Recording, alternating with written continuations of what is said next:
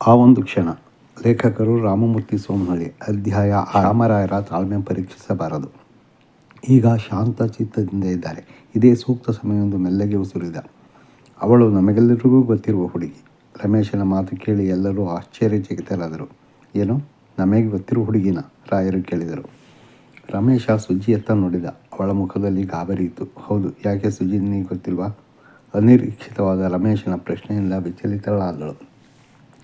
ನನಗೆಲ್ಲ ಗೊತ್ತಿಲ್ಲ ಎಂದಷ್ಟೇ ಉತ್ತರಿಸಿ ಸುಮ್ಮನಾದಳು. ರಮೇಶ, ಸುತ್ತಿ ಬಳಸಿ ಮಾತನಾಡಬೇಡ. ಒಳ್ಳೆ ಸಿನಿಮಾ ಕಥೆ ರೀತಿ ಸುತ್ತಿ ಬಳಸಿ ಹೇಳೋದು ನಿಲ್ಲಿಸು. ಮಹಾಲಕ್ಷ್ಮಿಯರು ಮಧ್ಯೆ ಬಾಯಿ ಹಾಕಿದರು. ಹೌದು ರಮೇಶನ ಹುಡುಗಿ ಯಾರಂತ ಬೇಗ ಹೇಳು ಎಂದಳು ಸುಮಿತ್ರ. ಅವಳ ಕುತೂಹಲ ಮಾತಿನಲ್ಲಿ ಕಾಣುತ್ತಿತ್ತು. ಯಾಕೆ, ಆ ಹುಡುಗಿ ನಿನ್ನ ಅಕ್ಕ ಸುಜ್ಜಿ ಅಂತ ಗೊತ್ತಿಲ್ವಾ ಎಂದು ಕಿಚಾಯಿಸಿದ ರಮೇಶ. ಅವನ ಮಾತು ಕೇಳಿ ಆಕಾಶವೇ ಕಳಚಿ ಬಿದ್ದಂತೆ ರಾಯರು ಪ್ರತಿಕ್ರಿಯಿಸಿದರು. ಮಹಾಲಕ್ಷ್ಮಿಯವರು ಮೂಕರಂತೆ ನಿಂತುಕೊಂಡಿದ್ದರು. ಸುಜ್ಜಿ ಹೆಚ್ಚೇನೂ ಪ್ರತಿಕ್ರಿಯೆ ನೀಡಲಿಲ್ಲ. ಸತೀಶ ತನ್ನೊಡನೆ ತೀರಾ ಸಲಿಗೆಯಿಂದ ವರ್ತಿಸುತ್ತಿದ್ದ. ಪ್ರೀತಿ ಪ್ರೇಮದಲ್ಲಿ ಮಾತಾಡುತ್ತಿದ್ದ. ಹಾಗಾಗಿ ಅವನು ತನ್ನನ್ನು ಪ್ರೀತಿಸಿರಬಹುದೆಂದು ಅನುಮಾನ ಅವಳನ್ನು ಅನೇಕ ಬಾರಿ ಕಾಡಿತು. ಆದರೆ ಆ ಬಗ್ಗೆ ಇಬ್ಬರು ನೇರವಾಗಿ ಮಾತಾಡಲಿಲ್ಲ. ಅಲ್ಲಿಂದ ನೇರವಾಗಿ ರೂಮಿನತ್ತ ಹೋದಳು. ರಮೇಶ, ತಮಾಷೆ ಮಾಡಬೇಡ. ಹುಡುಗಾಟ ಸರಿಯಲ್ಲ. ರಾಯರ ಧ್ವನಿಯಲ್ಲಿ ಸ್ಪಷ್ಟತೆ ಇತ್ತು. ಇಲ್ಲ ಮಾಸ್ಟರ್, ಈ ವಿಷಯದಲ್ಲಿ ಅದು ತಮ್ಮ ಮುಂದೆ ತಮಾಷೆ ಮಾಡುವಷ್ಟು ಧೈರ್ಯ ನನಗಿಲ್ಲ. ಸತ್ಯವನ್ನಷ್ಟೇ ಹೇಳುತ್ತಿದ್ದೇನೆ. ರಾಯರಿಗೆ ಏನು ಹೇಳಬೇಕೆಂದು ತಿಳಿಯಲಿಲ್ಲ. ಸತೀಶನ ಹುಚ್ಚಾಟ ಸರಿ ಎನಿಸಲಿಲ್ಲ. ಈ ವಯಸ್ಸಿನಲ್ಲಿ ಜೀವನದ ಮಹತ್ವದ ನಿರ್ಧಾರ ಹೇಗೆ ತೆಗೆದುಕೊಂಡ?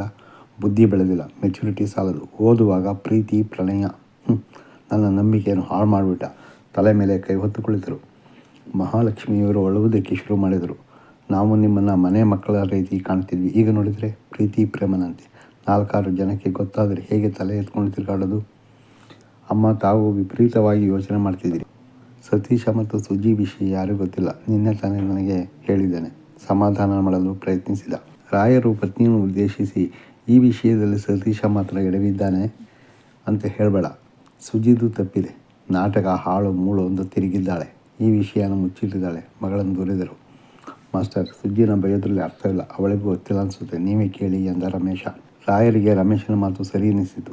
ಸುಜ್ಜಿ ರೂಮಿನಲ್ಲಿದ್ದಳು. ಅವಳಿಗೆ ಕೇಳಿಸುವಂತೆ, ಸುಜ್ಜಿ ಎಲ್ಲಿದ್ದೀಯಾ, ಇಲ್ಲಿಗೆ ಬಾ ಎಂದರು ಏರು ಧ್ವನಿಯಲ್ಲಿ. ಅಪ್ಪನ ಮಾತು ಕೇಳಿ ನಡುಗುತ್ತಲೇ ಬಂದು ತಲೆ ತೆಗೆಸಿ ನಿಂತಳು. ಏನಮ್ಮ, ರಮೇಶ್ ಹೇಳಿದ್ದು ಗೊತ್ತಾಯ್ತಾ? ಇದು ಎಷ್ಟು ದಿನದ ನಡೀತಿದೆ? ಕೋಪದಿಂದಲೇ ಕೇಳಿದರು. ಇಲ್ಲ, ನನಗೆ ಗೊತ್ತಿಲ್ಲ ಅಪ್ಪ, ಚುಟುಕಾಗಿ ಉತ್ತರಿಸಿದಳು. ಹಾಗಾದ್ರೇನು? ಬಿಟ್ಟಿರಲಾರದಷ್ಟು ಪ್ರೀತಿಸ್ತೀನಿ, ಮದುವೆನೇ ಹೋಗ್ತೀನಿ ಅಂತ ಪ್ರಸ್ತಾಪ ಕಳಿಸಿದ್ದಾನೆ. ನೇರವಾಗಿ ಹೇಳು. ನನ್ನ ಜೊತೆ ಸಲುಗೆಯಿಂದ ಮಾತಾಡ್ತಾಯಿದ್ರು. ನಾನು ಕೂಡ ಕ್ಲೋಸ್ ಆಗಿ ಮಾತಾಡ್ತಾಯಿದ್ದೆ. ಹಾಗಂತ ನಾವೇನು ತಪ್ಪು ಮಾಡಿಲ್ಲ ಎಂದಳು. ಅವಳ ಮಾತಿನಲ್ಲಿ ಸತೀಶನ ನಡತೆ ಬಗ್ಗೆ ಆಕ್ಷೇಪಣೆ ಇರಲಿಲ್ಲ. ಅವನನ್ನು ಪರೋಕ್ಷವಾಗಿ ಸಮರ್ಥಿಸಿಕೊಂಡಳು. ಸುಜ್ಜಿಯ ಮಾತು ಕೇಳಿದ ರಮೇಶ ಪ್ರಶ್ನಿಸಿದ. ನೀವು ತಪ್ಪು ಮಾಡಿದ್ದೀರಿ ಅಂತ ನಾವು ಹೇಳ್ತಿಲ್ಲ. ಸತೀಶ ಪ್ರೀತಿಸುವುದನ್ನು ನೀನು ತಿರಸ್ಕಾರ ಮಾಡೋಲ್ಲ ಅಂತ ಸ್ಪಷ್ಟವಾಗಿ ಹೇಳ್ತಾನಲ್ಲ. ಅಷ್ಟು ದೃಢವಾಗಿ ಹೇಳಬೇಕಾದರೆ ನೀನು ಪ್ರೀತಿಸಿರಬೇಕು. ಅವನ ಪ್ರೀತಿಗೆ ನೀನು ಒಪ್ಪಿರಬೇಕು. ನೀವು ಒಪ್ಪಿಗೆ ಕೊಡದೆ ಅವನು ಅಷ್ಟೊಂದು ಗಟ್ಟಿಯಾಗಿ ನಿನ್ನನ್ನು ಹೇಗೆ ನಂಬಲಿಕ್ಕೆ ಸಾಧ್ಯ? ರಮೇಶನ ಮಾತಿಗೆ ಉತ್ತರಿಸಲು ಬಡಬಡಿಸಲು ರಾಯರಿಗೂ ಸಹ ಅನುಮಾನ ಕಾಡಿತು. ರಮೇಶ ಕೇಳಿದ ಪ್ರಶ್ನೆಯಲ್ಲಿ ಅರ್ಥ ಇದೆ. ಪರಸ್ಪರ ಪ್ರೀತಿಸದೆ ಸತೀಶ ಪ್ರಸ್ತಾವನೆ ಕಳುಹಿಸಲು ಸಾಧ್ಯವೇ ಇಲ್ಲ. ಒಂದು ವೇಳೆ ಇಬ್ಬರೂ ಪ್ರೀತಿಸುತ್ತಿದ್ದರೆ ಇವರನ್ನು ದೂರ ಮಾಡಲು ಹೇಗೆ ಸಾಧ್ಯ? ಒಂದು ವೇಳೆ ಸತೀಶನದು ಏಕಮುಖ ಪ್ರೀತಿಯಾಗಿದ್ದರೆ ಇದು ಇನ್ನೂ ಅಪಾಯಕಾರಿ. ಸತೀಶನ ನಡವಳಿಕೆ, ಆತ ಭಾವನಾತ್ಮಕವಾಗಿ ಯೋಚಿಸುವುದನ್ನು ನೋಡಿದರೆ ಅನಾಹುತವಾಗುವುದು ಖಂಡಿತ. ಸೀರೆ ಮುಳ್ಳಿನ ಮೇಲೆ ಬಿದ್ದಿದೆ. ಉಪಾಯವಾಗಿ ಬಿಡಿಸಬೇಕು. ಆತುರದ ನಿರ್ಧಾರ ಅನಾಹುತಕ್ಕೆ ಎಡೆಮಾಡಿಕೊಡುತ್ತದೆ.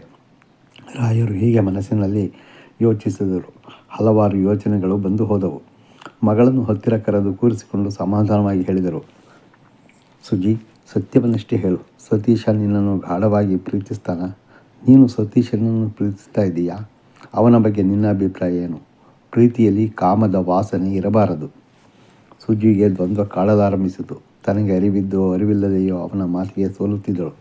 ಅವನ ಜೊತೆ ಮಾತನಾಡಲು ಮನಸ್ಸು ತವಕಿಸುತ್ತಿತ್ತು. ಅವನ ಒಡನಾಟ ಹಿತವೆನಿಸುತ್ತಿತ್ತು. ಅವನು ಮನೆಗೆ ಹೊರಟಾಗ ಇನ್ನೂ ಸ್ವಲ್ಪ ಹೊತ್ತು ಮಾತಾಡೋಣ, ಹೋಗಬೇಡ ಎಂದು ಹೇಳಲು ಮನಸ್ಸು ಪ್ರೇರೇಪಿಸುತ್ತಿತ್ತು. ಆದರೆ ನಾಚಿಕೆ ನಾಲಿಗೆ ತಡವರಿಸುತ್ತಿತ್ತು. ಎಷ್ಟೋ ಸಲ ಅವಳ ಗಮನಕ್ಕೆ ಬಂದಿತು. ಸತೀಶ ಪ್ರೀತಿಸುತ್ತಿದ್ದಾನೆ, ತಾನೂ ಸಹ ಪ್ರೀತಿಸುತ್ತಿದ್ದೇನೆ. ಇಬ್ಬರೂ ಪ್ರೀತಿಸುವ ವಿಷಯವನ್ನು ಬಹಿರಂಗವಾಗಿ ವ್ಯಕ್ತಪಡಿಸಿರಲಿಲ್ಲ. ಸುಜ್ಜಿ ಮೌನವಾಗಿಯೇ ಕುಳಿತಿದ್ದಳು. ಮಹಾಲಕ್ಷ್ಮಿ ಕರ್ಮಾದರು. ಅಪ್ಪ ಕೇಳಿದ್ದು ಅರ್ಥ ಆಯ್ತಾ? ಬಾಯ್ಬಿಡು. ಸಿಟ್ಟಾಗಬೇಡ. ತಾಳ್ಮೆ ಮುಖ್ಯ. ಇಲ್ಲ ಅಂದರೆ ಎಡ್ವಟ್ಟಾಗುತ್ತದೆ. ರಾಯರು ಪತ್ನಿಗೆ ತಾಳ್ಮೆ ವಹಿಸಲು ಹೇಳಿದರು. ನೋಡು ಸುಜ್ಜಿ, ನೀನು ಮಾತನಾಡಿದರೆ ಮಾತ್ರ ಈ ಸಮಸ್ಯೆಗೆ ಪರಿಹಾರ ಸಿಕ್ಕಬಹುದು. ಮೌನ ಈ ಸಮಸ್ಯೆಗೆ ಉತ್ತರ ಅಲ್ಲ. ನಿನ್ನ ಮನಸ್ಸಿನಲ್ಲಿ ಏನಿದೆಯೋ ಅದನ್ನು ಧೈರ್ಯದಿಂದ ಹೇಳು. ರಾಯರು ಮಗಳಿಗೆ ಧೈರ್ಯ ತುಂಬಿದರು. ಅಪ್ಪನ ಮಾತು ಸರಿ ಎನಿಸಿತು. ವಿಷಯ ಮುಚ್ಚಿಟ್ಟು ನಾಳೆ ಪಶ್ಚಾತ್ತಾಪ ಪಡುವುದರಲ್ಲಿ ಅರ್ಥವಿಲ್ಲ ಎಂದು ಯೋಚಿಸಿದಳು. ಅಪ್ಪ, ಸತೀಶ ಒಳ್ಳೆಯ ಹುಡುಗ. ಇದುವರೆಗೆ ನನ್ನ ಬಳಿ ಕೆಟ್ಟದಾಗಿ ನಡೆದುಕೊಂಡಿಲ್ಲ. ತುಂಬ ಗೌರವಯುತವಾಗಿ ವರ್ತಿಸಿದ್ದಾನೆ. ನೀವು ಎಂದು ಹೇಳಿ ಮಾತು ನಿಲ್ಲಿಸಿದಳು. ಮಗಳ ಮಾತಿನಲ್ಲಿ ಸ್ಪಷ್ಟತೆ ಇರಲಿಲ್ಲ. ಅರ್ಧಕ್ಕೆ ಮಾತು ನಿಲ್ಲಿಸಿದ್ದಾಳೆ. ಅವಳ ಮನಸ್ಸಿನಲ್ಲಿ ಬೇರೆ ಏನೋ ಇದೆ ಎಂಬುದು ರಾಯರಿಗೆ ತಿಳಿಯಿತು. ಅವಳ ಮಾತಿನ ಇಶಾರೆ ತಿಳಿದರೂ ಸಹ ಸ್ಪಷ್ಟತೆಯನ್ನು ಬಯಸಿದ್ದರು. ಮನಸ್ಸಿನಲ್ಲಿರುವುದನ್ನು ಪೂರ್ತಿ ಹೇಳು, ಭಯಬೇಡ.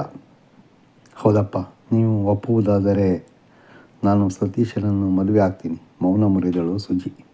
ನಾಳೆಗೆ ಮುಂದುವರಿಯುವುದು. ಓದಿ ಪ್ರೋತ್ಸಾಹಿಸಿ. ಚಾನಲನ್ನು ಸಬ್ಸ್ಕ್ರೈಬ್ ಮಾಡಿ, ಶೇರ್ ಮಾಡಿ. ಧನ್ಯವಾದಗಳು.